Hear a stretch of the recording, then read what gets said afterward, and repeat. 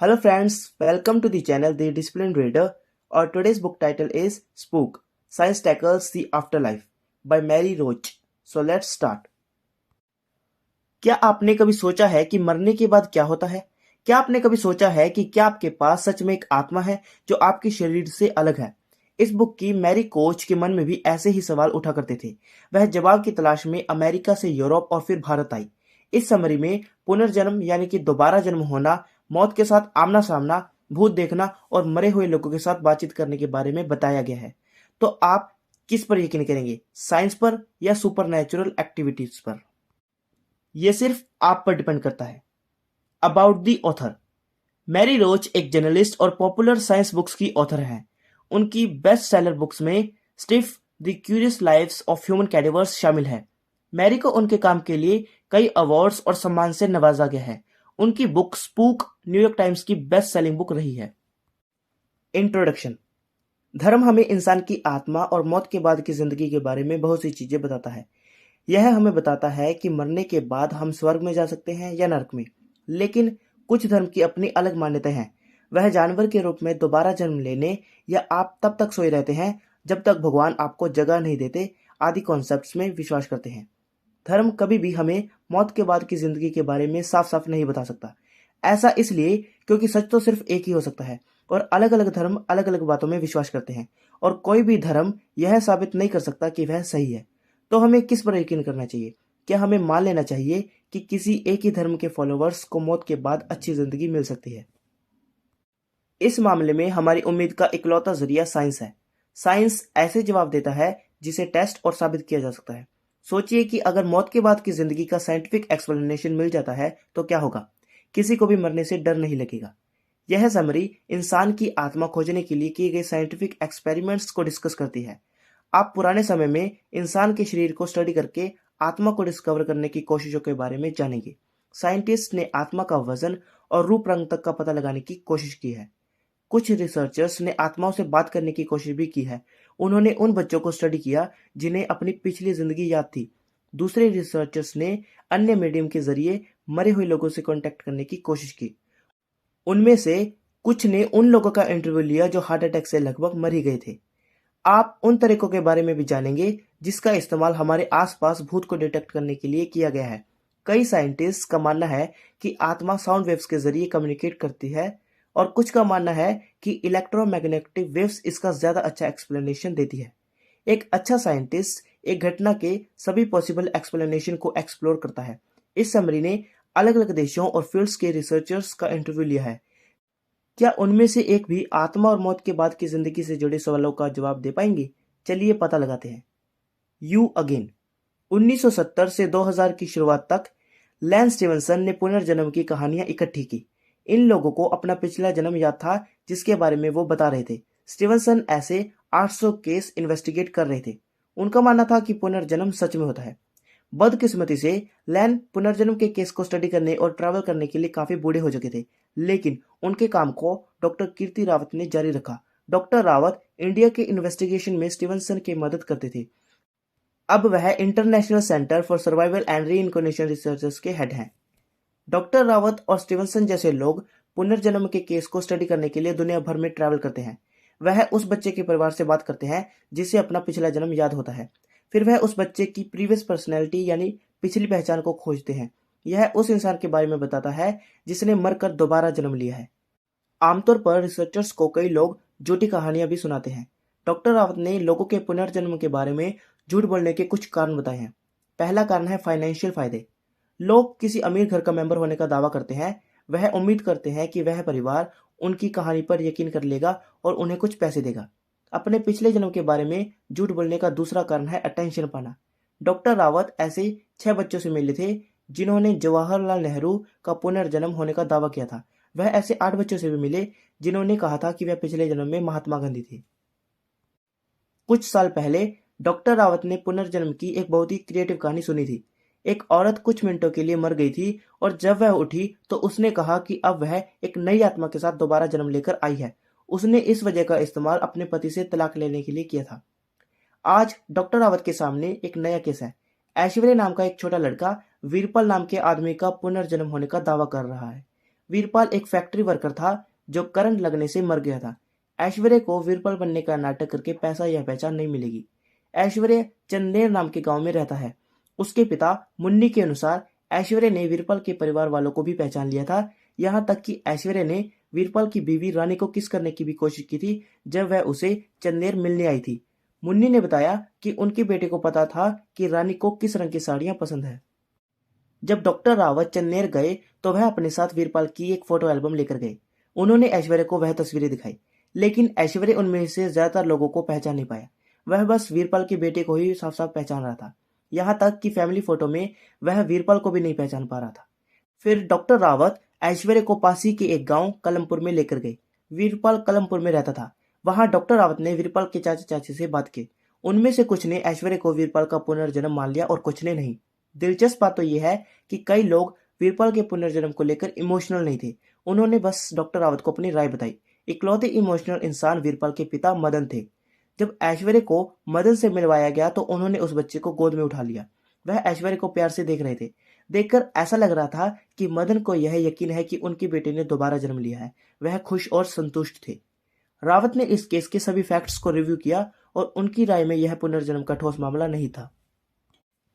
सबसे पहला, ऐश्वर्य ऐसी बहुत सी डिटेल्स याद नहीं कर पा रहा था जिसके बारे में मुन्नी ने बताया था। उसके साथ ही वीरपाल और ऐश्वर्य के गांव बहुत आसपास थे। इसके कारण कई जानकारियां दोनों गांव के बीच आती जाती रहती थी। हो सकता है कि ऐश्वर्य ने बहुत से फैक्ट्स गांव वालों और अपने पेरेंट्स से सुने हों। सबसे बड़ा मुद्दा मुन्नी और मदन के व्यवहार का था। दोनों ही पिता इस पुनर्जन्म को लेकर खुश और उत्साहित थे। दोनों के व्यवहार ने उस बच्चे को झूठ बोलने पर मजबूर किया होगा। आमतौर पर भारत जैसे देशों में केस उतने ज्यादा विश्वास करने लायक नहीं होते। ऐसा इसलिए क्योंकि भारत का कल्चर पुनर्जन्म को सपोर्ट करता है। तो जब बच्चा अपने पिछले जन्म के बारे में बात करता है तो पेरेंट्स उसे सीरियसली ले लेते हैं। लेकिन इमेजिन कीजिए कि अगर अमेरिका में कोई बच्चा कहे कि उसने दोबारा जन्म लिया है तो क्रिश्चियन कल्चर में आत्माएं स्वर्ग में चली जाती हैं। वह इंसान के शरीर में दोबारा जन्म नहीं लेती, तो पेरेंट्स अपने बच्चे की कहानी को सपोर्ट नहीं करते। इसलिए वेस्टर्न देश पुनर्जन्म के बेहतर सबूत देते हैं। The little man inside the sperm और पॉसिबली द बिग टो। पुनर्जन्म की स्टडीज साइंटिफिकली यह साबित नहीं कर पाई है कि इंसान की आत्मा होती है, लेकिन यह इकलौता टूल नहीं है जिसका इस्तेमाल लोगों ने आत्मा के खोज के एडवेंचर में इस्तेमाल किया है। सालों से लोग इंसान के शरीर में आत्मा को खोजने की कोशिश कर रहे हैं। ग्रीक फिलोसोफर अरिस्टोटल का मानना था कि इंसान की आत्मा होती है। ग्रीक फिलोसोफर अरिस्टोटल का मानना था कि इंसान की आत्मा आदमी के स्पर्म में होती है। यह स्पर्म आत्मा का बेसिक फॉर्म है जो सोच या महसूस नहीं कर सकता। अरिस्टोटल के हिसाब से औरतों का रोल इन छोटी आत्माओं को खिलाना और पोषण देना होता है। धीरे धीरे स्पर्म के अंदर की आत्मा पेट के अंदर बढ़ने लगेगी। वह दुनिया को महसूस करना शुरू करेगी और रैशनल या लॉजिकल थिंकिंग के लायक बन जाएगी। एंटोनी फिलिप वैन ल्यूवेनॉक एक डच साइंटिस्ट थे जिन्हें फादर ऑफ माइक्रोबायोलॉजी माना जाता है। 1667 में उन्होंने इंसान के स्पर्म को माइक्रोस्कोप के नीचे स्टडी किया था। ल्यूवेनॉक ने स्पर्म में कई ऑर्गन का एक नेटवर्क देखने का दावा किया। इसके अलावा उन्होंने देखा कि स्पर्म मूव कर सकते हैं, तो उन्होंने नतीजा निकाला कि आत्मा स्पर्म में होती है। लेकिन 17वीं सेंचुरी के एक और साइंटिस्ट ने अलग थ्योरी सामने रखी। विलियम हार्वे एक जाने माने ब्रिटिश बायोलॉजिस्ट थे। उन्हें ब्लड सर्कुलेटरी सिस्टम डिस्कवर करने के लिए जाना जाता है। उनका मानना था कि औरतों के शरीर में बनने वाला ओवा या एग सेल्स के अंदर इंसान की आत्मा होती है। विलियम हार्वे ने यह थ्योरी एक फीमेल हिरन को काटकर डेवलप की थी। उन्होंने जिस हिरन को काटा था उसके अंदर उन्हें हिरन के छोटे फिट से यानी भ्रूण मिले। यह असल में हिरन के बच्चे थे, लेकिन हार्वे ने गलती से उन्हें ओवा समझ लिया था। बाद में 1875 में ऑस्कर हर्टविग नाम के एक जर्मन साइंटिस्ट ने अपने माइक्रोस्कोप के नीचे सी अर्चिन के स्पर्म और ओवा को एक होते हुए देखा। उन्होंने दिखाया कि आत्मा न स्पर्म में होती है और न ओवा में। शायद यह खुद भी फ्यूजन के द्वारा ही बनती है। हर्टविग की डिस्कवरी के बाद साइंटिस्ट यह जानना चाहते थे कि आत्मा असल में बनती कब है, लेकिन वह इंसान की फीटस के ऊपर एक्सपेरिमेंट नहीं कर सकते थे। नॉर्मन फोर्ड नाम के एक फिलोसोफर ने आत्मा के बनने पर बाउंड्री बनाने की कोशिश की। उन्होंने यह डिस्कवर किया कि प्रेगनेंसी के पहले 14 दिन आत्मा मौजूद नहीं होती है। एक साथ मिले हुए स्पर्म और ओवा इस समय के दौरान ट्विंस यानी जुड़वा बच्चों में बढ़ सकते हैं। इसलिए अगर इससे पहले आत्मा बनती है तो इसका मतलब होगा कि एक ट्विन के पास सिर्फ आधी ही आत्मा होगी। साइंटिस्ट अब स्पर्म, ओवम और फिटस में आत्मा नहीं खोज सकते थे, तो उन्होंने इसे एडल्ट्स में खोजना शुरू कर दिया। उन्होंने मरे हुए लोगों के शरीर को स्टडी किया और जिंदा लोगों के ब्रेन को भी एग्जामिन किया। रेना डेस्कार्टेस एक फेमस मैथमेटिशियन और फिलोसोफर थे। उनकी और भी स्टडी फील्ड्स थी जिनके बारे में ज़्यादा लोगों को पता नहीं था, और वह थी इंसान की आत्मा की लोकेशन को स्टडी करना। डेस्कार्टेस ने सैकड़ों इंसानों के ब्रेन को खोलकर देखा था। वह ऐसी जगह खोज रहे थे जहां शायद आत्मा हो सकती थी। आखिर डेस्कार्टेस ने नतीजा निकाला कि आत्मा पीनियल ग्लैंड में होती है। यह दिमाग के बीचों बीच मटर के आकार का एक ऑर्गन है। यह ब्रेन का वो हिस्सा है जो पेयर यानी कि जोड़े में नहीं होता है। गिगॉड डे ला पेरोनी पहले लोगों में से एक है जिन्होंने जिंदा इंसान में आत्मा खोजी थी। उन्होंने डिस्कवर किया कि कुछ लोगों में पीनियल ग्लैंड होता ही नहीं। यह ऑर्गन सिर्फ मेलाटोनिन नाम का एक हार्मोन बनाता है। ला पेरोनी मानते थे कि आत्मा कॉर्पस कैलोसम में होती है।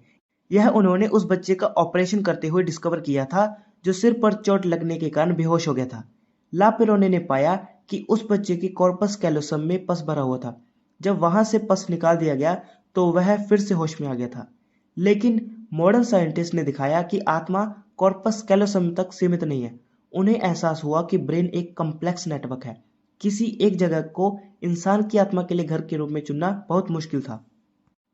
उसके बाद से साइंटिस्ट ने आत्मा को फिजिकली ढूंढने की और कई कोशिशें की।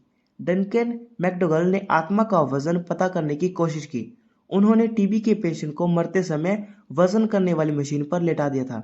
मैकडोगल के अनुसार आत्मा का वजन 21 ग्राम है, लेकिन दूसरे रिसर्चर्स उनके इस ऑब्जर्वेशन को कंफर्म नहीं कर सकते। सन 1900 की शुरुआत में आर्थर गुडस्पीड नाम के एक साइंटिस्ट ने आत्मा को देखने की कोशिश की। उन्होंने मरते हुए लोगों के ब्रेन को एग्जामिन करने के लिए एक्सरे का इस्तेमाल किया, लेकिन गुडस्पीड भी इंसान की आत्मा को ढूंढ नहीं पाए। The large claims of the medium. एक मीडियम वह होता है जो मरे हुए लोगों से कम्युनिकेट यानी बातचीत करता है। वह कहते हैं कि मरे हुए लोगों की आत्मा अर्थ पर रहती है और वह आत्माएं हमें मैसेज भेजने की कोशिश करती हैं। अगर हम यह साबित कर सके कि मीडियम सच बोल रहे हैं तो इसका मतलब होगा कि इंसान की आत्मा होती है और यह हमें मौत के बाद की जिंदगी की सच्चाई को डिस्कवर करने में भी मदद कर सकते हैं। गैरी श्वार्ट्ज एरिजोना यूनिवर्सिटी में साइकोलॉजी के प्रोफेसर हैं। उनका मानना है कि कुछ मीडियम सच में मरे हुए लोगों से कम्युनिकेट कर सकते हैं। वह इन मीडियम की एबिलिटी टेस्ट करने के लिए उनके साथ रिसर्च करते हैं। अभी श्वार्ट्ज एलिसन डुबोइस के साथ काम कर रहे हैं। डुबोइस असल में एक लॉयर बनना चाहती थी, लेकिन जब सन 2000 में उन्हें एक सुपरनैचुरल एक्सपीरियंस हुआ तो उन्होंने मीडियम बनने का फैसला किया। जब वह कोर्ट हाउस में जा रही थी तब एक आदमी उनसे टकरा गया और पीछे धकेले जाने के बजाय वह सीधा डुबोइस के आर पार चला गया। उन्हें ऐसा लगा कि उस आदमी को क्लेम चाउडर खाना पसंद था और वह हार्ट अटैक से मरा है। जब वह घर लौटी तो उन्होंने यह कहानी अपने पति को बताई। उनके पति ने कहा कि यह डिस्क्रिप्शन उनके ग्रैंडफादर पर फिट बैठती है। गैरी श्वार्ट्ज ने डुबोइस के साथ कुछ एक्सपेरिमेंट किए। श्वार्ट्ज ने डुबोइस को कुछ लोगों को रीडिंग देने के लिए कहा। रीडिंग आपके मरे हुए रिलेटिव्स का मैसेज होता है। इस एक्सपेरिमेंट के सब्जेक्ट रीडिंग की सटीकता को रेट करने वाले थे। डुबोइस कई बेहद सटीक रीडिंग देने में कामयाब रही, लेकिन इन एक्सपेरिमेंट्स को साइंटिफिक कम्युनिटी ने बेहद क्रिटिसाइज किया। सबसे बड़ी प्रॉब्लम जो साइंटिस्ट ने देखी वह थी रेट देने वाले का बायस। रेटर बायस का मतलब होता है कि रेटिंग फेयर है और लॉजिकल नहीं है। रेटर बायस का कारण है कि पार्टिसिपेंट्स को पता था कि उनकी रेटिंग कौन सी है। वह यह मानना चाहते थे कि वह अपने मरे हुए रिलेटिव से बात कर सकते हैं, इसलिए उनकी इमोशंस ने उन्हें यह महसूस कराया कि वह रीडिंग ज़्यादा एक्यूरेट है। सिर्फ एक डिटेल सही होने पर भी पार्टिसिपेंट्स पूरी रीडिंग को एक्यूरेट बोल रहे थे। श्वार्ट्ज ने साइंटिफिक कम्युनिटी की क्रिटिसिज्म को सीरियस लिया। उन्होंने अपने अगले टेस्ट में रेटर बायस को हटा दिया। श्वार्ट्ज लोरी कैंपबेल नाम की एक नई मीडियम को लाए। कैंपबेल ने कुछ सब्जेक्ट्स को एग्जामिन किया, फिर उन्होंने जो भी आत्माओं से सुना सब एक पेपर पर लिख दिया। इस बार सब्जेक्ट्स ने सभी रीडिंग को देखा। उन्हें उन सभी की एक्यूरेसी को रेट देना था। अब पार्टिसिपेंट्स को यह नहीं पता था कि कौन सी रीडिंग उनके लिए है। अब रीडिंग करते वक्त वो उसके साथ कोई इमोशनल कनेक्शन नहीं जोड़ रहे थे। इससे रेटर बायस की प्रॉब्लम सॉल्व हो गई थी। लोरी कैंपबेल ने की रीडिंग ने अच्छा परफॉर्म नहीं किया। पार्टिसिपेंट्स को दूसरे लोगों की रीडिंग भी उतनी ही एक्यूरेट लगी जितनी उनकी खुद की। सिर्फ जॉर्ज डेल्जल नाम के एक आदमी को उनकी रीडिंग 60% एक्यूरेट लगी। श्वार्ट्ज को लगा कि डेल्जल के केस ने यह साबित कर दिया है कि मीडियम सच में आत्माओं से बात कर सकते हैं। वह कहते हैं कि बहुत से कंडीशन मीडियम पर असर डालते हैं। हालांकि वह हर बार सही नहीं होते, लेकिन मीडियम ऐसी सही रीडिंग्स दे सकते हैं जिसे साइंस एक्सप्लेन नहीं कर सकता। साइंटिफिकली श्वार्ट्ज का लॉजिक एक्सेप्ट नहीं किया जा सकता। साइंस मीडियम के पीछे की सच्चाई को स्टडी नहीं कर सकता। The fundamentals of mediumship. इस बुक के ऑथर मैरी रोच मीडियम्स को इतनी आसानी से छोड़ने के लिए तैयार नहीं थी। उन्होंने इस सब्जेक्ट पर आगे स्टडी करने का फैसला किया। उन्होंने द फंडामेंटल्स ऑफ मीडियमशिप नाम के कोर्स को ज्वाइन किया। यह इंग्लैंड के ऑर्थर फिंडले कॉलेज में ऑफर किया जा रहा 3 दिनों का कोर्स था। मैरी की पहली एक्सरसाइज थी दूसरे स्टूडेंट के बारे में रीडिंग देने की कोशिश करना। उनके इस प्रोजेक्ट के पार्टनर थे जॉन। शुरुआत में जॉन ने मैरी को रीडिंग देने की कोशिश की, लेकिन उसे उनके बारे में कुछ समझ नहीं आया। इंस्ट्रक्टर ने स्टूडेंट्स को अपनी एनर्जी के जरिए अपने पार्टनर तक पहुंचने के लिए कहा। मैरी कुछ कहना चाहती थी। वो जॉन के बारे में एक प्रेडिक्शन करने के लिए दबाव महसूस कर रही थी। पहले उन्होंने कहा कि उन्होंने एक बोर्ड देखी है। मैरी ने जॉन से पूछा कि क्या वह सेलर है। जॉन ने कहा नहीं, वह सेलर नहीं है। आगे मैरी ने उनके लिविंग रूम के बारे में पूछने की कोशिश की। उन्होंने कहा कि जॉन के लिविंग रूम में एक बड़ा सा सोफा और भूरे और हरे रंग के लकीर वाला एक वॉलपेपर है। इस बार जॉन चौंक गए। मैरी का प्रेडिक्शन बिल्कुल सही था। इससे पहले कि वह कोई और प्रेडिक्शन कर पाती, इंस्ट्रक्टर ने मैरी को रोक दिया। मीडियम्स को अपनी रीडिंग में कुछ बातें सही बताने के बाद रुक जाना चाहिए। तो क्या मैरी एक पोटेंशियल मीडियम थी जिन्हें बस थोड़ी ट्रेनिंग की जरूरत थी? अनफॉर्चुनेटली नहीं। उनका सेलर वाला प्रेडिक्शन जॉन के चेहरे के ऊपर बेस्ड था।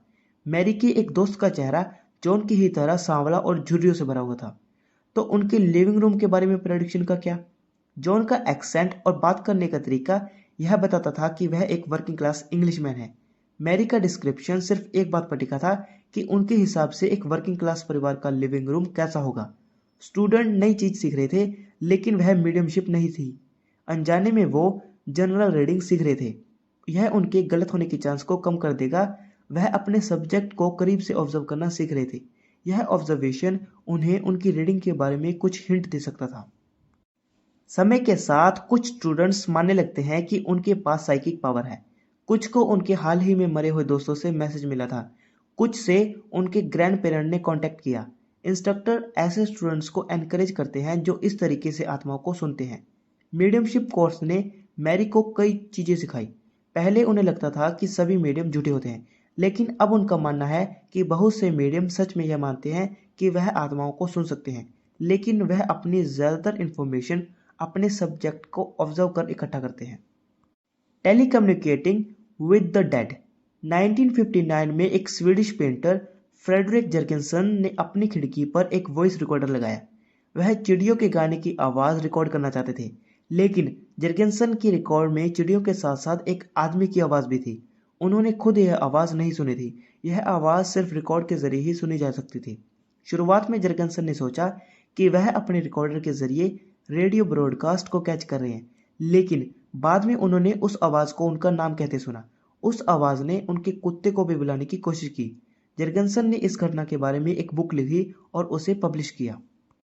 जगरसन ने इन आवाजों के बारे में ज्यादा जांच नहीं की, लेकिन एक लैटविया साइकोलॉजिस्ट कॉन्स्टेंटिन रोडिव ने जगरसन की बुक पढ़ी।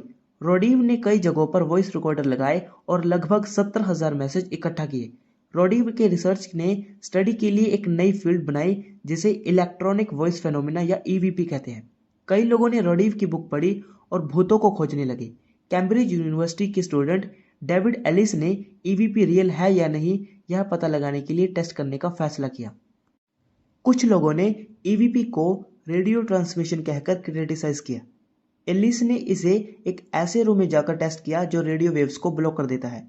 उन्होंने उस रूम में रोडिव के इक्विपमेंट को सेट किया। कई टेस्ट के बाद भी एलिस को ऐसा कुछ सुनाई नहीं दिया जो ईवीपी हो सकता था।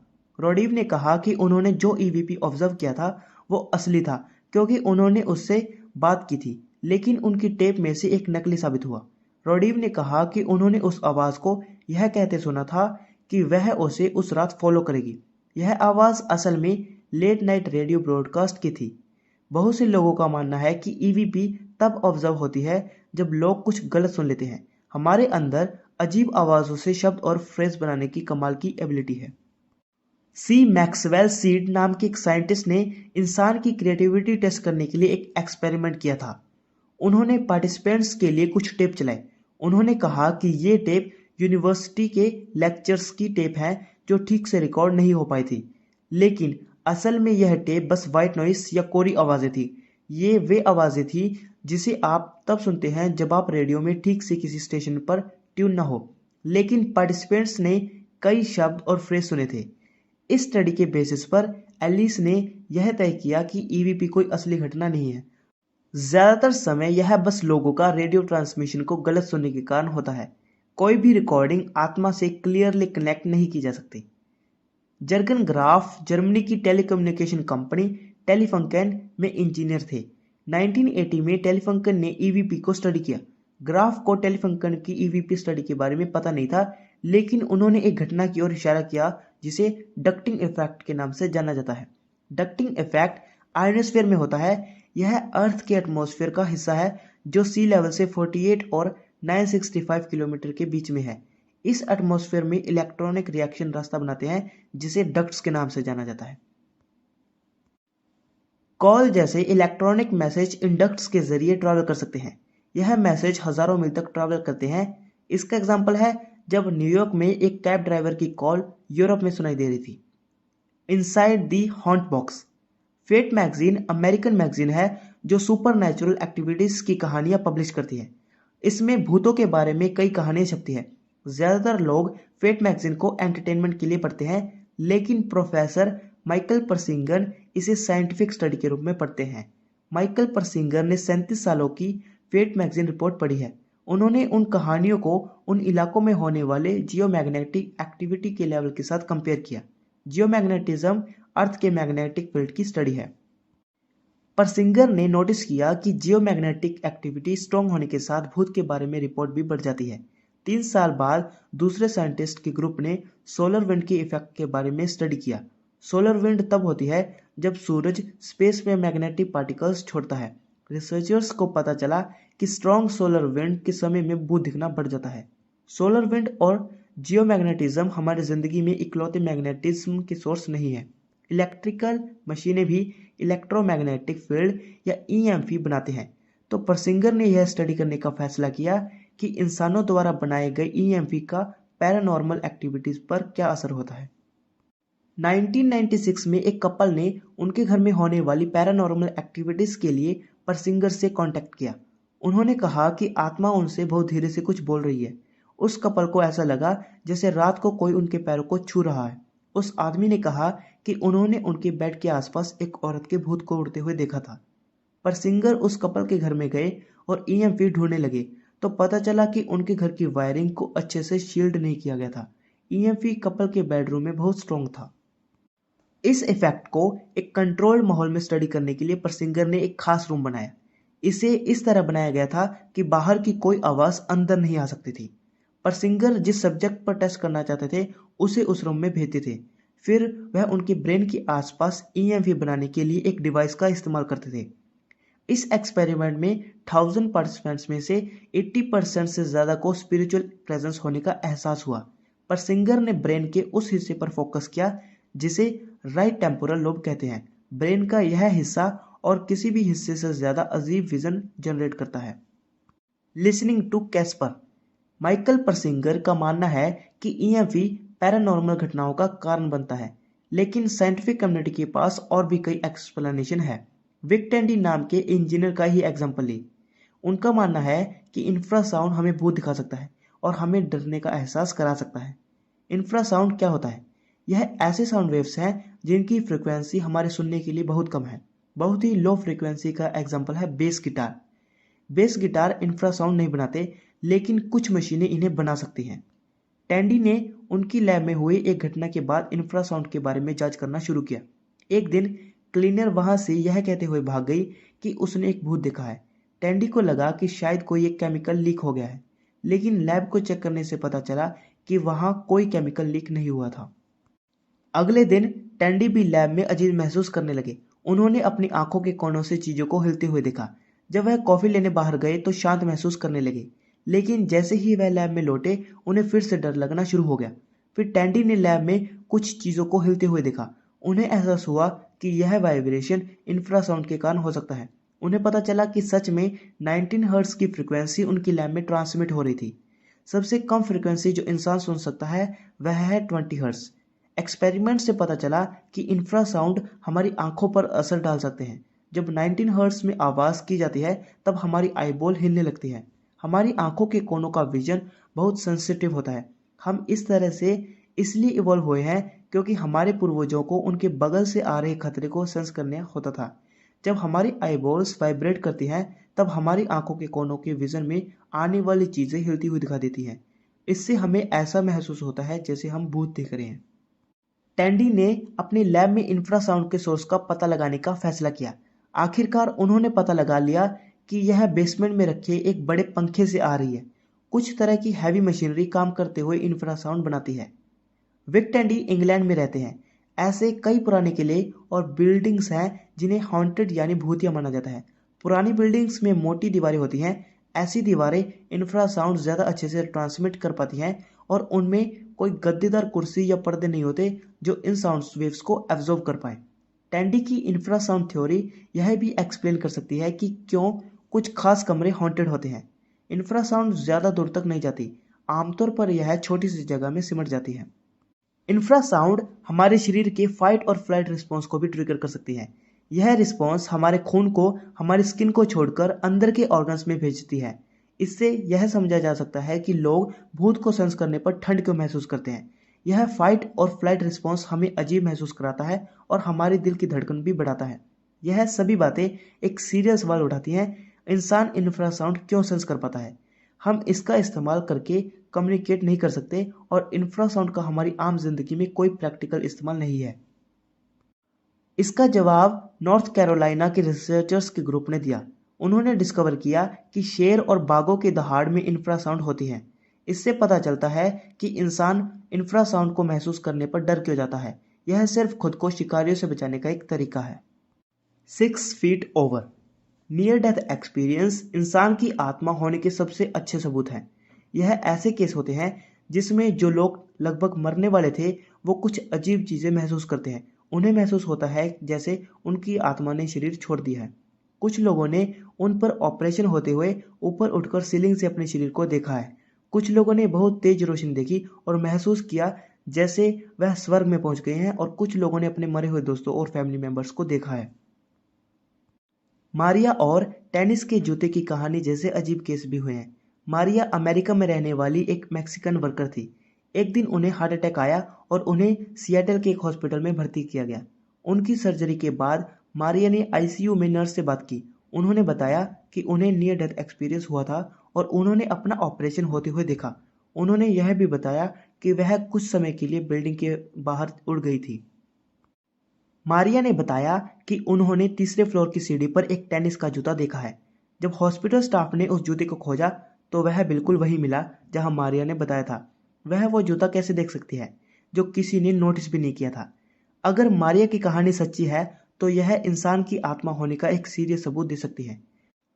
मारिया की कहानी की ही तरह कई और कहानियां भी हैं, लेकिन इनमें से किसी को भी साइंटिफिक एविडेंस नहीं माना जा सकता। अक्सर हॉस्पिटल स्टाफ गलत फैक्ट्स रिपोर्ट कर सकते हैं। पेशेंट भी उन चीज़ों के बारे में बताते हैं जो उन्होंने डॉक्टर या दूसरे एम्प्लॉयज से सुनी होती है। सन 2001 में पिम वैन लोमेल नाम के एक साइंटिस्ट ने एनडीई पर एक स्टडी पब्लिश की। उन्होंने 344 हार्ट अटैक पेशेंट का इंटरव्यू लिया। वह सभी पेशेंट एक समय पर कुछ पलों के लिए मर चुके थे। उनका दिल धड़कना बंद हो चुका था और मशीन की मदद से दोबारा धड़कना शुरू हुआ था। वह सभी इंटरव्यू हार्ट अटैक होने के कुछ दिनों बाद लिए गए थे। इसका मतलब है कि उस पेशेंट को उनके एनडीई अच्छे से याद होंगे। वैन लोमेल की स्टडी के अनुसार 18% पेशेंट को एनडीई हुआ था। कई लोगों का मानना है कि नियर डेथ एक्सपीरियंस मेडिकल कारणों से होता है। कुछ डॉक्टर्स का मानना है कि नियर डेथ एक्सपीरियंस पेशेंट को दी गई पेन किलर दवाइयों के कारण होता है। कुछ का मानना है कि ब्रेन में ऑक्सीजन की कमी होने से एनडीई होता है। ज़्यादा स्ट्रेस और हार्मोन इम्बैलेंस को भी इसका कारण बताया गया है। यह सभी हालात अजीब चीज़ें दिखा सकते हैं, लेकिन वैन लोमेल की स्टडी इन सभी एक्सप्लेनेशन को नहीं मानती। अगर दवाई, स्ट्रेस या ऑक्सीजन ही इसका कारण है तो फिर एनडीई सिर्फ 18% पेशेंट में ही क्यों हुआ? ये हालात तो 100% पेशेंट में हो सकते थे। प्रोफेसर ब्रूस ग्रेसन ने एनडीई के रहस्य को सुलझाने के लिए एक टेस्ट डिजाइन किया। वह अपने ऑपरेटिंग रूम में एक लैपटॉप रखते हैं। इस लैपटॉप की स्क्रीन में एक ब्राइट, क्लियर और सिंपल इमेज होती है। इस लैपटॉप की स्क्रीन सीलिंग की ओर होती है। इसे सिर्फ ऊपर से देखा जा सकता है।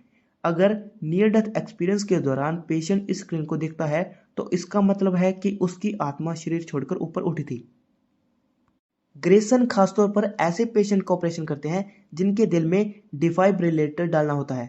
डिफाइब्रिलेटर्स एक ऐसी मशीन है जो दिल के रुकने पर उसे दोबारा शुरू करने के लिए इस्तेमाल की जाती है।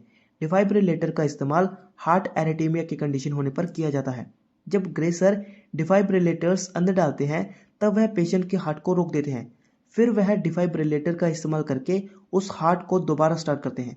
अगर 4 मिनट के अंदर दिल दोबारा धड़कना शुरू कर दे तो कोई परमानेंट डैमेज नहीं होता, लेकिन जिस समय एक पेशेंट का दिल धड़कना बंद होता है तब उन्हें मरा हुआ माना जाता है। तो ग्रेसन की स्टडी के रिजल्ट क्या आए? किसी भी पेशेंट ने नियर डेथ एक्सपीरियंस होने के बारे में नहीं बताया।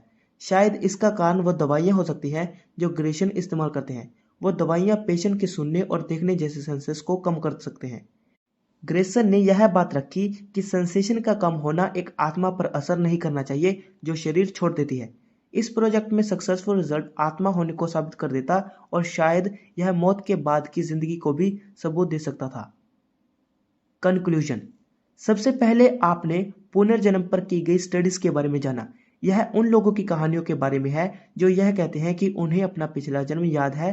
इन कहानियों पर यकीन करना मुश्किल है क्योंकि यह ऐसे कल्चर में होती है जो पुनर्जन्म की बातों को सपोर्ट करते हैं। वो फैक्ट्स को इतने अच्छे से रिपोर्ट नहीं करते कि उन्हें साइंटिफिकली एक्यूरेट माना जाए। दूसरा, आपने जाना कि कैसे पहले के लोगों ने आत्मा को ढूंढने की कोशिश की थी। वह सोचते थे कि आत्मा शरीर के किसी हिस्से में कैद होती है, लेकिन इन सब थ्योरीज को अब खारिज कर दिया गया है। आत्मा को देखने और उसका वजन मापने की कोशिशें भी फेल हो गई है। तीसरा, आपने मीडियम स्टडीज के बारे में समझा। मीडियम वह इंसान होता है जो मरे हुए लोगों से कांटेक्ट करने की कोशिश करता है। मीडियम लगातार एक्यूरेट रीडिंग नहीं दे सकते, इसलिए उन्हें आत्मा का साइंटिफिक एविडेंस नहीं माना जा सकता। लेकिन एक अच्छी मीडियम द्वारा दी गई कुछ रीडिंग्स के लिए साइंस के पास कोई जवाब ही नहीं है। चौथा, आपने देखा कि मीडियमशिप कोर्स क्या सिखाते हैं। अक्सर मीडियमशिप कोर्स स्टूडेंट्स को अपने सब्जेक्ट को एनालाइज करने के लिए दबाव देते हैं। वह स्टूडेंट्स को ऐसे ही छोटे ट्रिक्स सिखाते हैं जो उन्हें प्रेडिक्शन करने में मदद कर सके, लेकिन सभी मीडियम को यह एहसास नहीं होता कि वह बस क्लोज ऑब्जर्वेशन कर रहे हैं। उनमें से बहुतों को सच में लगता है कि आत्माएं उन्हें गाइड कर रही हैं। पांचवा, आपने इलेक्ट्रॉनिक वॉइस फेनोमेना या ईवीपी के बारे में सीखा। ऐसे कई केस हुए हैं जहां लोगों ने आत्माओं को वॉइस रिकॉर्डर के जरिए सुना है। ज्यादातर ईवीपी का कारण रेडियो सिग्नल्स होते हैं। उनमें से कुछ को डक्टिंग इफेक्ट्स का इस्तेमाल करके समझाया जा सकता है। छठा, आपने पैरानॉर्मल एक्टिविटी और इलेक्ट्रोमैग्नेटिक फील्ड या ईएमपी के बीच में कनेक्शन को जाना। ईएमपी लोगों को अजीब चीजें महसूस करवा सकता है, इसलिए सोलर विंड या जियोमैग्नेटिक एक्टिविटी के दौरान भूतों का दिखना बढ़ जाता है।